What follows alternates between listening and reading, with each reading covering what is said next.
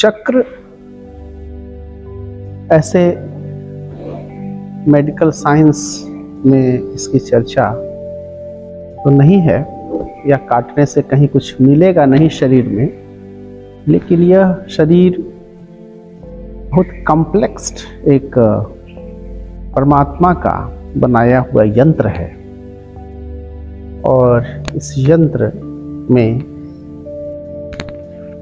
Glands, सब glands, चक्र, वृत्तियां, पंच भूत जिससे यह शरीर बना है, पंच तन्मात्राएं, ये सबको लेके कई बातें हैं, बहुत पुस्तकें हैं। आनंद मार्ग में योग साइकोलॉजी पुस्तक है इस पर। तो चक्र जैसे 5 भूत से यह शरीर बना है। कहते हैं कि क्षिति जल पावक गगन समीरा पंच तत्व ये बना शरीरा। तो ऐसे 5 जो तत्व हैं नीचे के, जहाँ हमारा स्पाइन, हमारी जो रीढ़ है, उस रीढ़ में ये नीचे, यहाँ से नीचे 5 चक्र हैं। और यह चक्र स्टेशन, जैसे स्टेशंस होता है, कहीं हमको जाना है, कहीं पहुंचना है, तो वो स्टेशन की तरह है, उस सीढ़ी की तरह है। उससे हम ऊपर उठते उठते उठते उठते फाइनली यहाँ तक आते हैं। इसको सहस्त्रार चक्र कहा जाता है। सबसे शुरू में मूलाधार चक्र कहते हैं, जहाँ पर जो स्पाइन, हमारी रीढ़ जहाँ से शुरुआत हो आरंभ हो नीचे। और मूलाधार चक्र का मतलब होता है पृथ्वी तत्व। इनकी वृत्तियां भी हैं, जैसे काम, अर्थ, धर्म, मोक्ष, ये 4 वृत्तियां हैं जो मूलाधार चक्र में निहित है। इस चक्र के अलग रूप हैं, उसके रंग हैं, उसके मंत्र भी होते हैं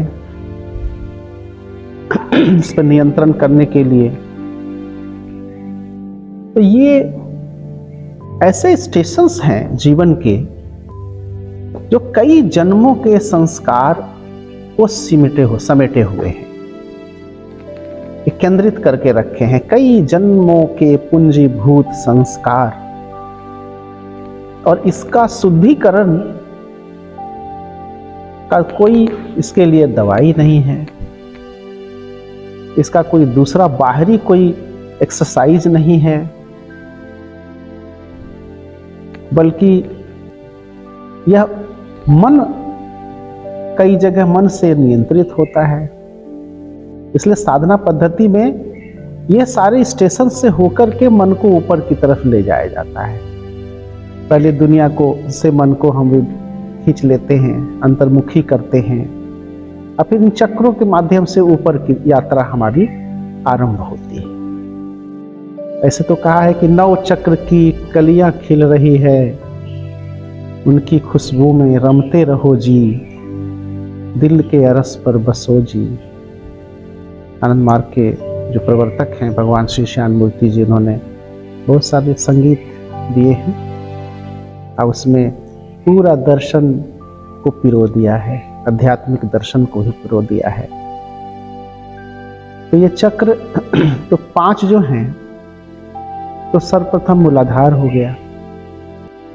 अब मूलाधार के जो तन्मात्राएं हैं जिससे हम पृथ्वी तत्व को समझते हैं, पृथ्वी तत्व को हम आभास करते हैं, हम देख पाते हैं, हम सुन पाते हैं। तो जो पंच तन्मात्राएं हैं जिसके कारण हमारी इंद्रियां बाहरी दुनिया से जुड़ी हुई है, संपर्क में। मान लिया जाए कि संसार में ये सब कुछ बना हुआ है, लेकिन हमारी आंखें देख नहीं पाती, देखने की हमारी दृष्टि नहीं है, देखने की शक्ति नहीं है हमारे अंदर। तो उसका जो रूप है वो बेकार है, निरर्थक है हमारे लिए। हमारी आंख अगर देख नहीं पा रही है, तो हमारी कर्म इंद्रियां और ज्ञान इंद्रियां क्या करती है? तन्मात्राओं के माध्यम से संसार से जुड़ करके रहती है, उससे संपर्क में रहती है। अब यह है कि जैसे हमारा कान है, अगर हम बहरे हो जाएं तो कोई भी शब्द हमें सुनाई नहीं देगा। इसलिए जो हमारी इंद्रियां हैं और तन्मात्राएं हैं, इसी से हम इस संसार को आभास करते हैं, समझ पाते हैं, देख पाते हैं। तो मूलाधार चक्र में तन्मात्राएं शब्द भी है। देखिए, कोई आवाज सुनाई दे रही है, कोई चीज कोई पत्थर है, पत्थर से हम ऐसे रगड़ते हैं तो आवाज सुनाई देती है, लोहा लोहा से टकराता है आवाज सुनाई, शीशा टूट जाता है तो आवाज सुनाई देती है, पेड़ गिरता है तो आवाज सुनाई देती है, बादल गरजता है तो हमें आवाज, फ्लाइट जा रही है कोई प्लेन तो उसकी आवाज सुनाई देती है। और वैसे ही रूप के चलते हम देख पाते हैं। सब चीज का एक रूप है, एक आवरा है, एक आकार है, उसको हमारी आंखें हैं तो हम उसको देख पाते हैं। जिह्वा है तो कोई चीज का हम स्वाद ले पाते हैं। तो शब्द, स्पर्श, रूप, रस, गंध, ये 5 तन्मात्राएं हैं। तो ये हमारे जो मूलाधार चक्र, सबसे नीचे के जो चक्र हैं, उसमें 5 तन्मात्राएं विराजमान हैं। क्योंकि जब ये पृथ्वी तत्व है, जो पृथ्वी है, यहाँ पे क्या है?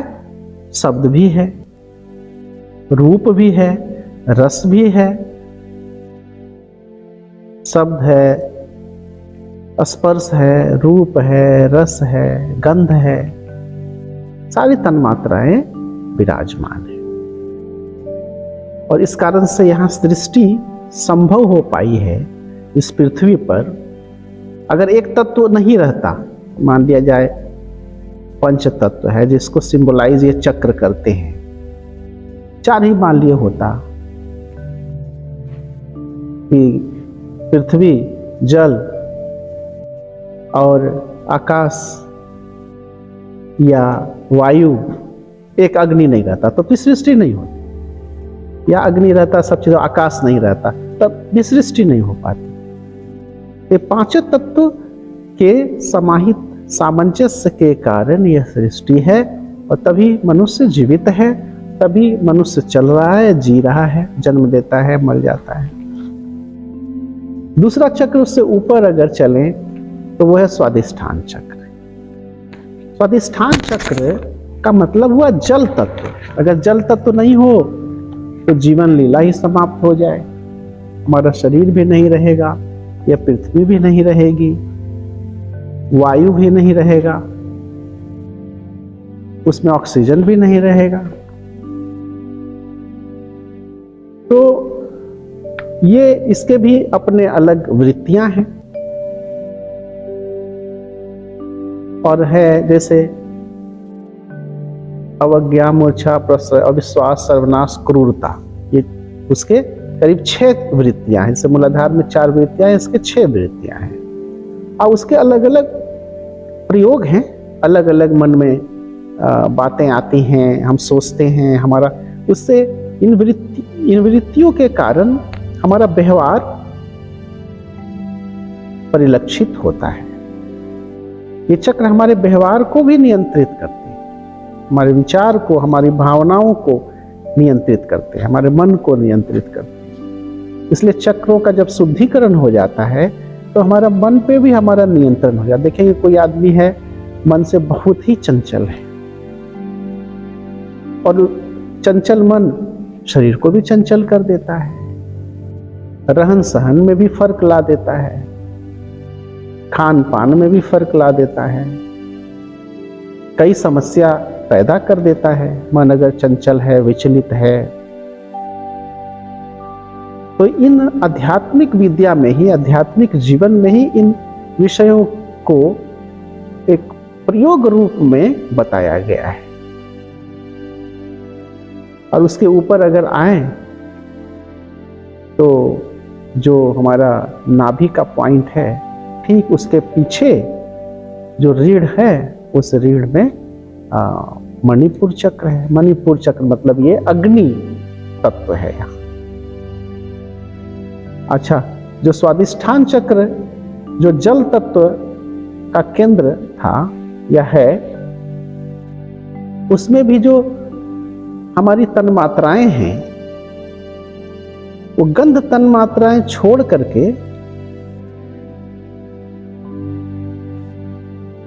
शब्द, स्पर्श, रूप, रस, ये चार तन्मात्राएं हैं, लेकिन गंध नहीं है।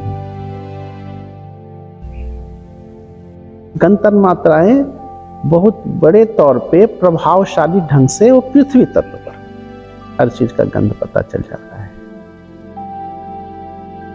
और ये जो मणिपुर चक्र है वो अग्नि है, तो अग्नि का जो प्रमुख, जल का जो प्रमुख तन्मात्रा है उसको कहते हैं स्वाद। स्वाद से पता चलता है।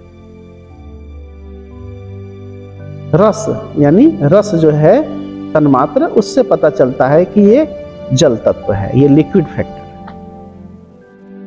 और जो मणिपुर चक्र है वो अग्नि तत्व वहां प्रभावशाली ढंग से है, लेकिन अग्नि में तो रूप भी है, इसलिए यहां पर क्या है, रूप भी है और स्पर्श भी है और शब्द भी है। आवाज भी, अग्नि जब जलती है तो आवाज भी उससे पैदा होता है। और जैसे स्वादिष्ठान चक्र है तो उसमें देखेंगे कि स्वाद प्रमुख है, लेकिन उसमें क्या है, उसमें भी शब्द है, उसका भी रूप है, उसमें रस है,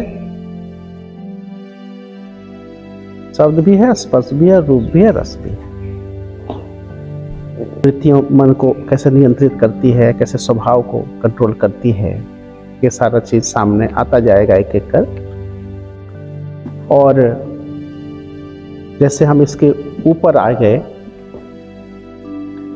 इस जगह पे आ गए, ये अनाहत चक्र है दोनों के जस्ट बीच में, इसके भी अपने रूप हैं, इसके भी रंग हैं, इसके भी मंत्र हैं।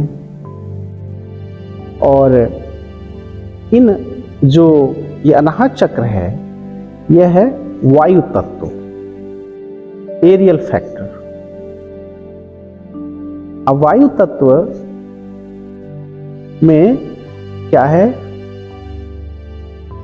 शब्द है, रूप है, दो तत्व हैं विराजमान इसमें, और सब नहीं है। इसके रस भी नहीं है, इसमें गंध भी नहीं है, इसका अपना ओरिजिनलिटी नहीं। और आशा, चिंता, चेष्टा, ममता, दम्भ, विवेक, विकलता, अहंकार, ये सारी वृत्तियां यहाँ पर अनाहत चक्र में है। और यह अगर नहीं रहे, वायु तत्व नहीं रहे, तो भी सृष्टि संभव नहीं है।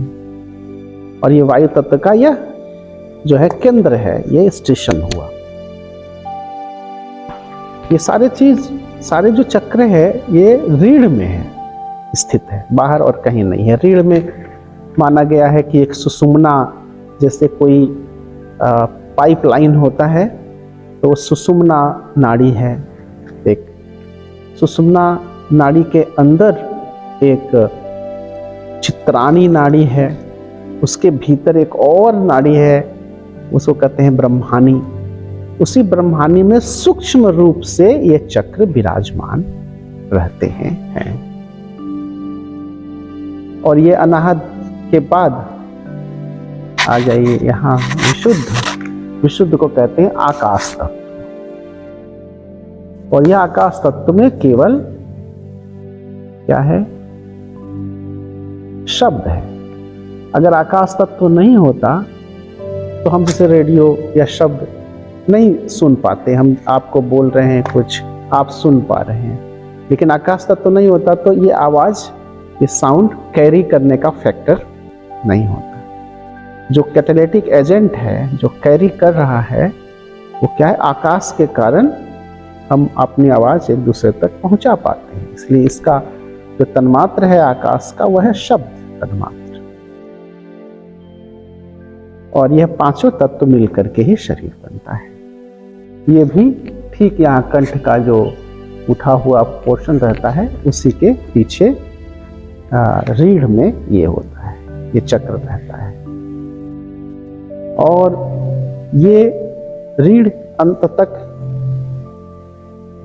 ऊपर की तरफ और गया हुआ और फिर कहते हैं ईड़ा, पिंगला, सुषुम्ना, 3 नाड़ियां हैं।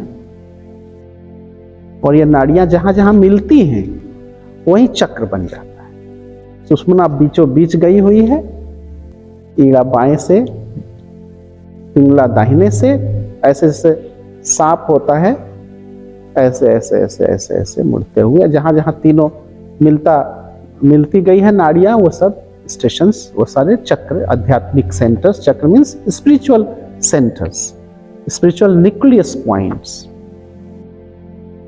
साधना भी करने के अलग अलग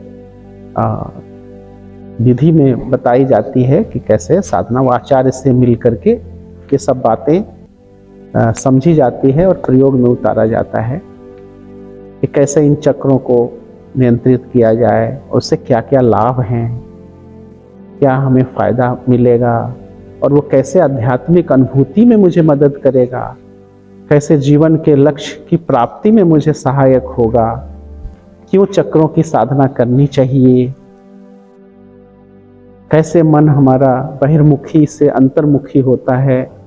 ये सब बहुत बृहद चर्चा, और चर्चा क्या, यह कोई दर्शन, कोई फिलॉसफी नहीं है, यह एक प्रयोग भूमि है। यह प्रयोग में लाने की बात है, इसको सीखने की बात है। अब ये आकाश तत्व के बाद आ जाता है, ये विशुद्ध चक्र के बाद आ जाता है आज्ञा चक्र। आज्ञा चक्र को त्रिकुटी भी कहा जाता है। ठीक ये इधर उधर कहीं नहीं रहता है, इस जगह बहुत लोग यहाँ टीका लगा लेते हैं, यहाँ टीका लगा लेते हैं, लेकिन ये है त्रिकुटी की सही स्थान, आज्ञा चक्र। और ये पंचभूत से ऊपर की अवस्था है। यहाँ कोई पंचभूत नहीं है, लेकिन वो भी ऊपर में यहाँ नहीं रहता, ये सेंटर अंदर में रहता है। अगर आदमी यहाँ से 4 अंगुल, 8 अंगुल, 2 और 10 अंगुल, दशांगुलम कहा गया है, यहाँ से 10 अंगुल ऊपर बताया गया है सदगुरु का स्थान है, ईश्वर का स्थान है, परमात्मा का स्थान है।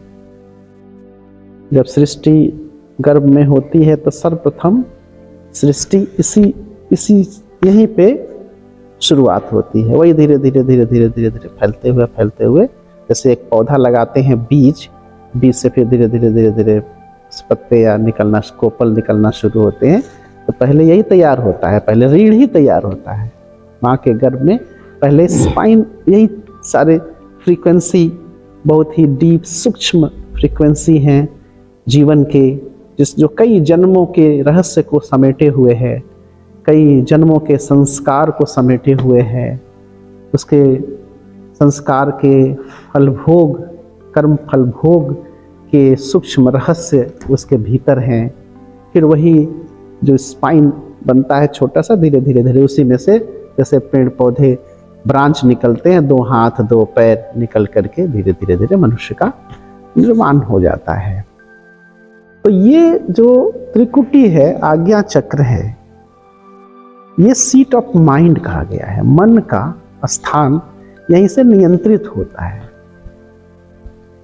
हमारी जो इफरेंट या अफरेंट नाड़ियां हैं, उस नाड़ियों के माध्यम से हमें ज्ञान, संज्ञान होता है। कोई चीज का, कोई कांटा पैर में चुभ गया तो तुरंत इंफॉर्मेशन वहां से आया माइंड को, ये कांटा चुभ गया, तो माइंड तुरंत हाथ को इंस्ट्रक्शन दिया, उसको तुरंत निकालो। तो फट से हाथ तुरंत गया और निकाल करके फेंक दिया। चोट लग गई, अचानक दर्द हुआ, पीड़ा हुआ। अगर मन नहीं रहता तो ये महसूस नहीं कर पाता। मन है, इसीलिए हम इन चीज का, इन सब विषयों का एहसास कर पाते हैं, कष्ट भोगते हैं। दुख होता है तो आंसू आने लगता है, कष्ट, बहुत खुशी हो जाते हैं तो भी आंसू आता है। कहते हैं आनंद आश्रु इधर से आता है। जब बहुत साधना में हम आगे जाते हैं, साधना करते हैं, तो यहाँ से आंसू आता है। उसको आनंद आश्रु कहा जाता है स्पिरिचुअलिटी में, भक्ति भाव में। और जब दुनियावी दुख के कारण, कष्ट के कारण मनुष्य को आंसू यहाँ से आता है, इसको कहते हैं दुखाश्रु। तो यह मन ही कष्ट भोगता है, मन ही खुशियाँ, शांति उसी को मिलती है। वही एहसास करता है। और यही मन जो हमारा अनुमन है, यही जो 5 चक्र यहाँ हुए, छठा यहाँ हुए, 7वां कई बार इसको भी माना गया है, नासिका को भी, और 8वां गुरु चक्र माना गया है। लेकिन यहाँ के चक्रों में दुनियावी कोई चीज ये तो नियंत्रण मन कर लेता है नीचे के 5 चक्र को, लेकिन इसके ऊपर धीरे धीरे वो न कलर बचता है न रूप रहता है, बल्कि यहाँ से सही माने में साधना शुरू होती है। यही है पंचकोश की यात्रा। जैसे पंचकोशी यात्रा लोग क्या करते हैं, घूमते रहते हैं, 5 कोस घूमते हैं, सोचते हैं वो हमारा पंचकोशी यात्रा हो गया। या टहल रहे हैं, दौड़े चले जा रहे हैं, घूमते चले जा रहे हैं। तो बाहरी दुनिया में बहुत सारा चीज सिंबॉलिक है, लेकिन ये सारे आध्यात्मिक विद्या अंदर की चीज है, अंतःकरण की चीज है ये सारी विद्या। तो यहाँ से आगे की तरफ माना गया है कि ये त्रिकुटी से, आज्ञा चक्र से ऊपर तक 5 कोष हैं, और ये 5 कोष काममय कोष, मनोमय कला, अतिमानस बिंदु, विज्ञानमय नाद, हिरण्यमय पीठ, ये 5 कोष हैं। ठीक है ना। ये 5 कोष के अलग अलग रूप हैं, लेकिन रंग नहीं, यहां से रंग खत्म हो जाता है। केवल एफलजेंस लाइट, एक प्रकाशवान प्रकाश पुंज ऊपर की अवस्था में रहता है। साधना की उच्च स्तर में ये सब अनुभूतियां होती है मनुष्य को। और ये जो सबसे ऊपर सहस्रार चक्र है, उसके ठीक नीचे जैसे एक लेयर हो, ऊपर सहस्त्रार चक्र, नीचे गुरु चक्र कहा गया है, उसको गुरु चक्र कहा गया है। तो इस तरह से मूलाधार चक्र, स्वादिष्ठान चक्र, मणिपुर चक्र, अनाहत चक्र, विशुद्ध चक्र, आज्ञा चक्र, नासिका का ले सकते हैं, गुरु चक्र और सहस्त्रार चक्र कहा, 9 चक्र, 9 चक्र की कलियां खिल रही है। यही हमारा शरीर इसी से बना है। इसलिए देखेंगे कि कोई आदमी का चक्र अगर नहीं कटा है तो उसकी मृत्यु नहीं होती है, लेकिन कोई चक्र अगर कट गया तो उसकी मृत्यु हो जाती है, क्योंकि पंचभूत इन चीजों के बिना वो रह नहीं सकता है। मन मर जाएगा, मन की मृत्यु हो जाएगी। इसलिए पैर कट जाए, हाथ कट जाए, आंख निकल जाए, नाक कट जाए, कुछ हो जाए तो आदमी नहीं मृत्यु होती है, बचा सकता है। लेकिन अगर गला कट जाए, ये कट जाए, ये कट जाए, मूलाधार चक्र कट जाए, स्वादिष्ठान चक्र कट जाए, ये कट जाए, यहाँ कट जाए, तब फिर बचाना संभव नहीं होता है।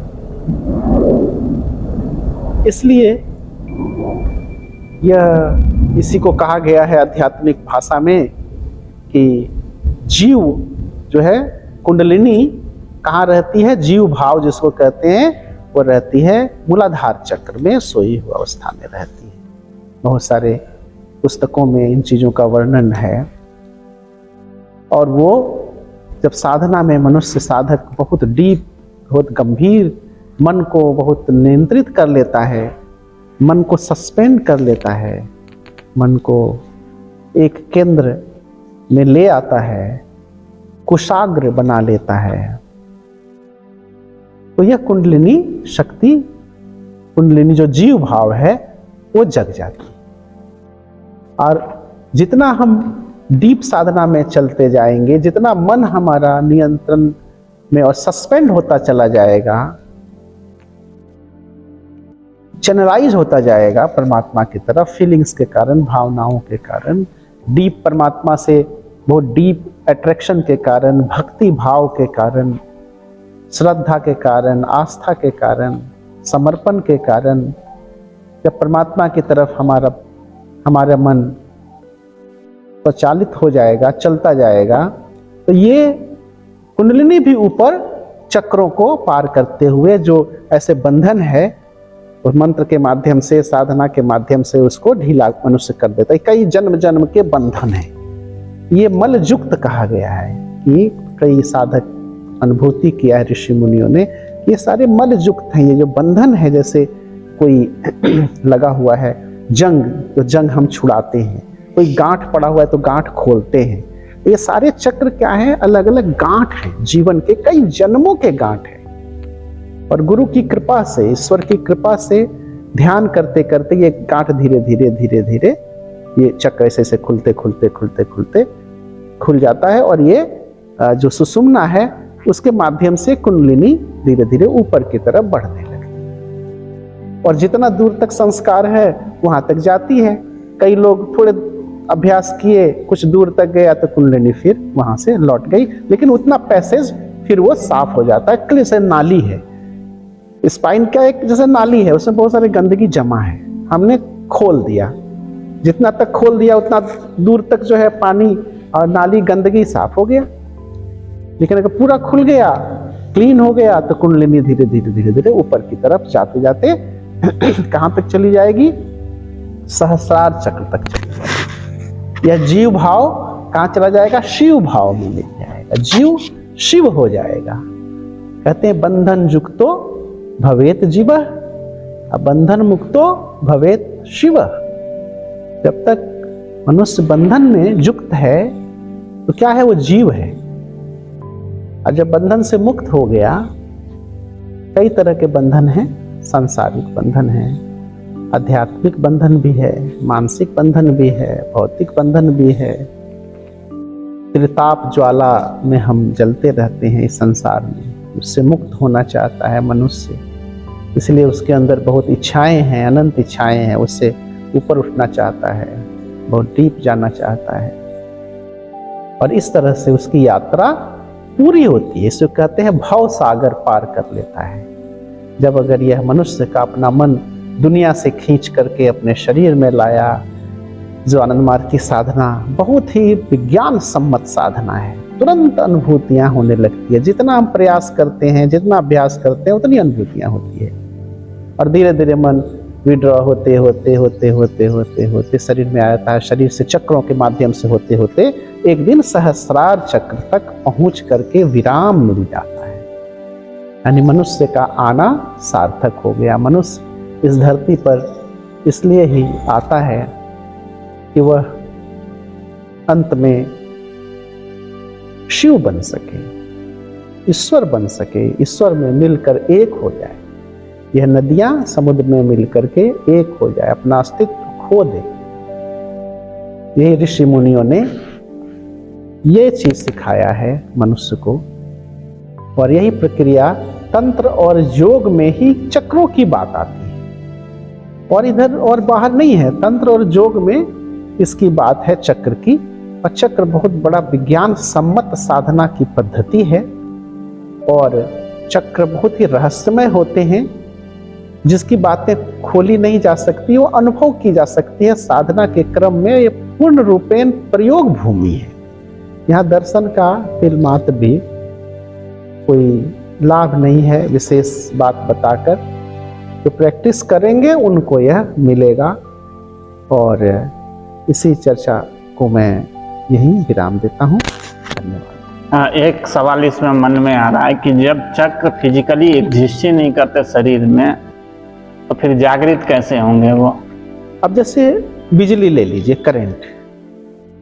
करंट को कोई खोल करके साइंस देख नहीं सकता, वो दृष्टि में नहीं आता, दृष्टि से परे है, लेकिन हम टच करते हैं तो अनुभव करते हैं। उसी तरह से यह चक्र फिजिकल स्वरूप नहीं है, यह भाव, यह बहुत ही सूक्ष्म है।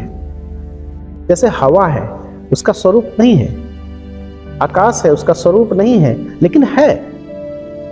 जहां हवा नहीं है वहां दम घुट जाएगा, वहां ऑक्सीजन नहीं मिलेगा, प्राण निकल जाएगी। वैसे ही आत्मा का आइडिएशनल, वैसे आत्मा को कोई देख नहीं सकता, लेकिन आत्मा तो है। मन को कोई देख नहीं सकता, लेकिन मन है। उसी प्रकार चक्र भी है, हमारे अंदर अवस्थित है। ऋषि मुनियों ने उसका बहुत डीप साधना करके, गंभीर गहन एक तपस्या करके उन्होंने उसका स्वरूप भी देखा, उसका रंग भी देखा, और उन्होंने यह भी खोज किया कि किस मंत्र घात से इसकी जड़ता इसकी सुसुप्त अवस्था को दूर किया जा सकता है, इसको जागृत किया जा सकता है, इसमें चेतनता लाई जा सकती है। इस सूक्ष्म तत्व को अनुभव की जाती है। सूक्ष्म तत्व का कोई स्वरूप नहीं होता है, कोई रूप नहीं होता है, और जितना सूक्ष्म होता जाएगा उतना ही यह बाह्य रूप रंग खत्म होता जाता है। जब ईश्वर की प्राप्ति के समय मनुष्य के अंदर कोई चीज नहीं रह जाता है। किसी से आकर्षण है तो आकर्षण का कोई रूप रंग तो होता नहीं है, बस हम मिल करके एक हो जाते हैं परमात्मा में, ईश्वर में। आत्मा निकली और मिल गई, परमात्मा के गोद में चली गई, और ये शरीर यहीं रह गया। पंचभूत का शरीर पंचभूत में जल करके, इसका जो जल तत्व था शरीर के अंदर वो जल में मिल गया, अग्नि तत्व अग्नि में वापस चला गया, वायु तत्व वायु में वापस चला गया, आकाश तत्व आकाश में वापस चला गया, सॉलिड फैक्टर जो पृथ्वी तत्व है वो पृथ्वी में मिल गया, एक गंध जो निकला वो पृथ्वी तत्व में चला गया। और आत्मा निकली, अगर संस्कार बचा हुआ है जीवन का और कर्म फल भोग करना है, होना है, तो नया जन्म ग्रहण कर लेगा ऐसे वातावरण में कि जहां अपने कर्मों के अनुसार संस्कार कर्म फल भोग कर सके। मन आत्मा के साथ चला गया, क्योंकि मन ही तो संस्कार भोगता है, रोता है, हंसता है, नाचता है, गाता है, तो वो मिल करके आत्मा के साथ रह जाता है, पंचभूत पंचभूत में विलीन हो जाता है, और आत्मा और मन एक साथ रह करके फिर नया जन्म ग्रहण करके फिर पंचभौतिक जो वाइकिल है, जो मीडिया है, उसको ग्रहण करता है। क्योंकि जो आत्मा और मन का अभी प्रकाश तभी हो सकता है जब उसको शरीर मिलता है। बिना शरीर के वह अपने एक्सप्रेस नहीं कर सकता, अपने आप को किसी भी रूप में प्रकट नहीं कर सकता, उसको चाहिए माध्यम, और माध्यम है ये पंचभौतिक शरीर। जैसे हमको कहीं जाना है तो गाड़ी में बैठ गए और गाड़ी वहां तक पहुंचा दी, और ड्राइवर उतर गया, यानी मृत्यु हो गई, वो गाड़ी वहीं पे खड़ी रह जाएगी। गाड़ी का ड्राइवर नहीं है तो गाड़ी भी नहीं चलेगी, रुकी रहेगी। तो शरीर को भी मन की जरूरत है, आत्मा की जरूरत है, मन और आत्मा को भी अपने आप को भी प्रकाशित करने के लिए शरीर की जरूरत है। ये परमात्मा की बड़ी सुंदर, बहुत रहस्यमय लीला, और सबसे रहस्यमय मनुष्य को परमात्मा ने बनाया, और सबसे उन्नत जीव के रूप में मनुष्य है। और मनुष्य की खासियत क्या है? यथा ब्रह्मांडे तथा पिंडे, यथा पिंडे तथा ब्रह्मांडे। ये जैसा मनुष्य का शरीर कॉम्प्लेक्स और सारे चीज है, परमात्मा भी बृहत रूप में ऐसे ही है। परमात्मा ही छोटे छोटे परमात्मा बनाए हुए हैं मनुष्य के रूप में। मनुष्य इस विद्या को जब समझ जाएगा तो वो भी भगवान बन जाएगा, वो भी परमात्मा बन जाएगा। इसी विद्या को समझाने के लिए, इसी रहस्य को समझाने के लिए, इस गुत्थी को सुलझाने के लिए ही आनंद मार्ग की स्थापना हुई है, जो दुनिया को यह चीज सिखा रहा है।